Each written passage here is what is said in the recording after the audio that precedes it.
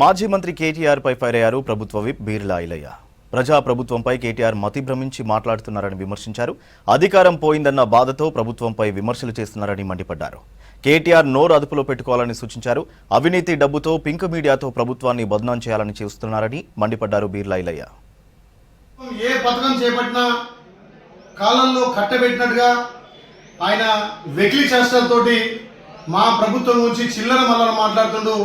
కేటీఆర్ నోరు అదుపులో పెట్టుకో, లేకపోతే నీ నాలుక కోసం బిడ్డ ఎన్నిసార్లు హెచ్చరించినా 10 ఏళ్ళు తెలంగాణ సంపదను పందికొక్కుల్లాగా దాచుకొని ఆ సంపదతోటి మీ పింక్ మీడియా ద్వారా కానీ మీ సోషల్ మీడియా ద్వారా మా ప్రభుత్వాన్ని బదనాం చేయాలని చెప్పి చూస్తున్నారు.